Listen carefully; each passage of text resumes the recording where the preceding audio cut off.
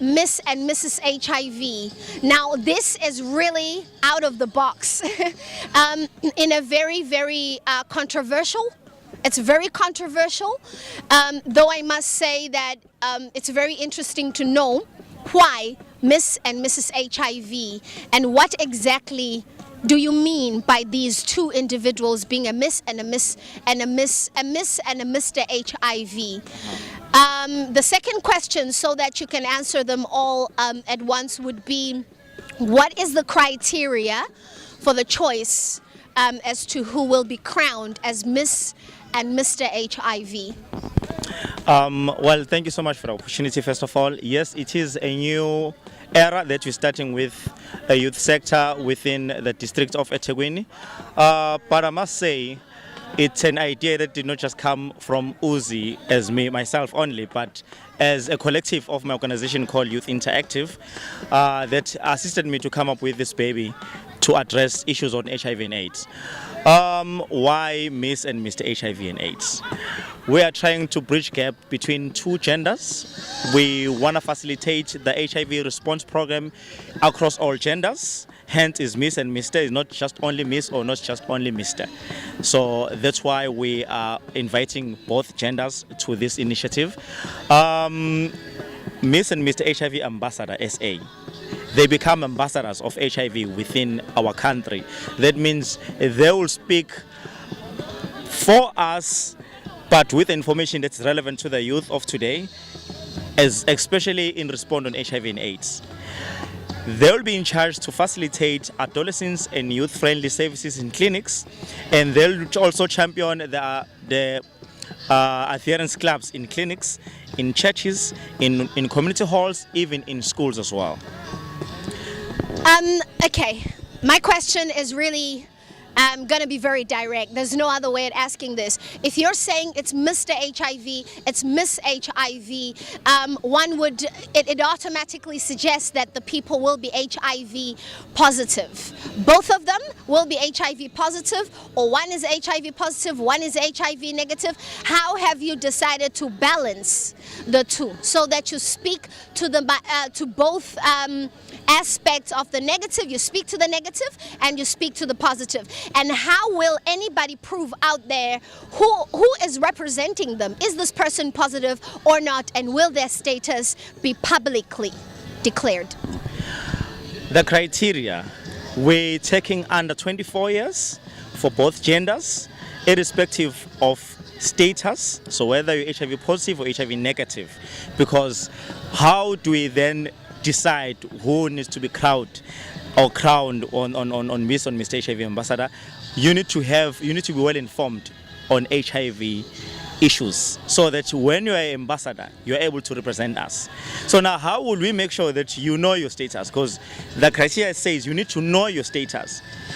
When you are ready to declare, you may declare it. But we need to make sure that you know your status. But how do we make sure that you know your status? We have developed a document that's going to be online. People will download it. We'll also have soft copies that people can, hard copies that people can access it in selected clinic that we'll have, or any other places where youth they are most found, where you go to the clinic with that paper and the nurse need to just sign that you do know your status, and the nurse needs to also leave their clinic number so that we can follow that up. So suppose you say, I'm just going back to your words, you're saying that, will these people's status be publicly declared or not? It will not be declared. If that is otherwise, unless they are the one that want it to be declared. Okay, now here's a question coming through.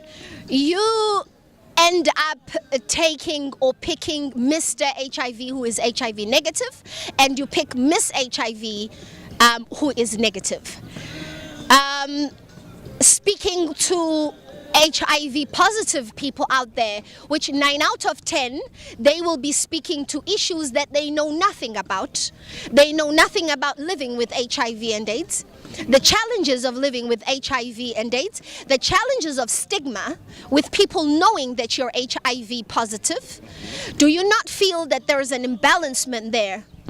Actually, there isn't any imbalance, because that's one of the debate that we've had with a youth sector before we even started to go ahead of launching this program, where some of our members that are living with HIV, which are HIV positive openly, they also had some problems to understand actually how do they fit in this.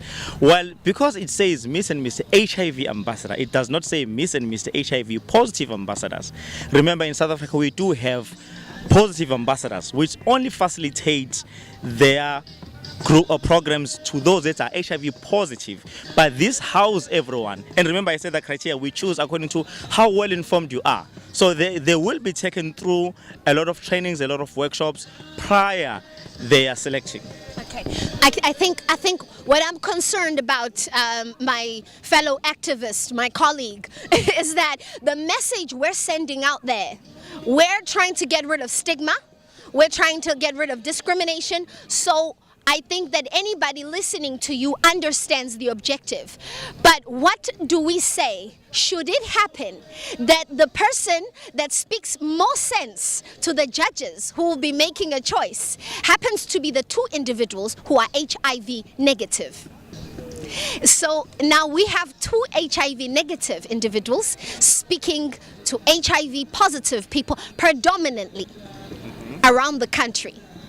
Would again, I ask, would that not be some sort of dismay or imbalancement or an unfair balance, you understand, to those who are positive? So how can you try as an organization or as a committee to see to it that you speak for both, for us HIV positive people, for us HIV negative people? Both male and female. Okay, then it leaves the question there to say that means our Minister of Health need to be HIV positive to champion HIV positive things. Our civil society leaders, as much as I'm one that leads the youth sector, that means I also need to declare I'm HIV positive in order for me to address the youth that is HIV positive. But you are not Miss HIV or Mr. HIV. But we lead in civil society that house people that are HIV positive. That means you need to be well informed. You just need to have that information so that you are able to pass, in order for us to make sure that we drive the stigma to zero and we drive the discrimination to zero. As long as this initiative achieves our journey to zero new infections by 2030, we certainly embrace it. We'll be catching up and following this whole journey to the crowning of Miss and Mr. HIV and AIDS. Thank you. Thank you so much.